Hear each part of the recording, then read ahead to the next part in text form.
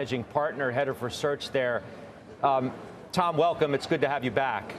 I think most people great to see everybody. Yeah, I think most people know you as one of the more positive voices about the market from the get-go, really. And I think my first question to you is, how could you possibly still be as positive as you were 2 weeks ago today? Scott, we can't. We sent a note out to our clients on Sunday evening just noting there are going to be ripple effects from the SIVB failure because the cost of money for banks is going up. So it's going to drive a necessary contraction in credit. And it's pretty clear to us, especially talking to some founders, that not only are many nervous where they bank, but some regulators have actually been advising banks to pull back their sort of lending to fintech startups. So I think you're going to see job losses start. So I think that this is all as Steve put it, a pretty big deflationary impulse coming, and it's almost now raising stakes in terms of what the Fed does. So I think it's tough, Scott, to be bullish here, but it doesn't mean that we've broken the economy. Well, yet. But yeah, I understand. Look, there's a difference between the toughness, your word, of being bullish and just flat out wrong.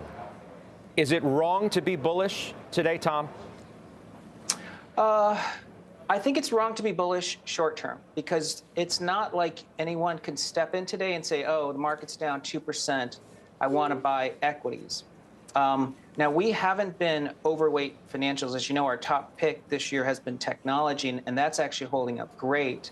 But the reason I think someone could say you haven't broken the market long term is, number one, the biggest risk to the market has been inflation. I mean, that's been a problem for, number one, banks, because their mortgage holdings and their securities holdings have been hurt by higher rates.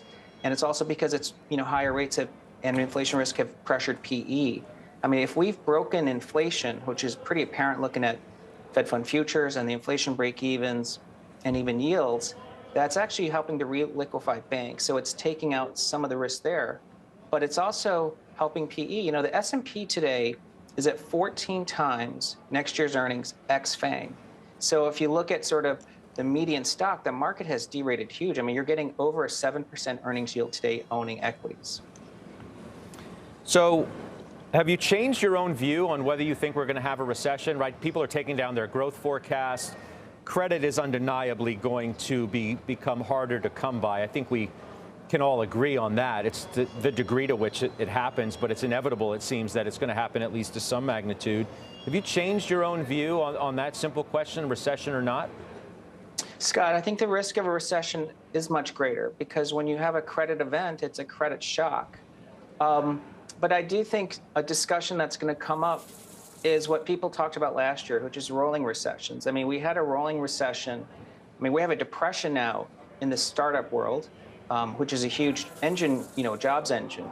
But we've had rolling recession in other industries. So the question is going to be, with households not highly levered and with corporates not highly levered, the recession dynamic is going to play out differently. I think that's why even Steve says this is a financial episode, but not necessarily the same risk of '08. So, Scott, I think the risk of a recession has become elevated.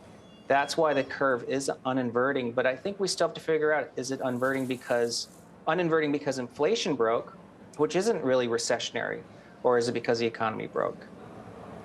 Well, I think it's the latter would have more people's vote.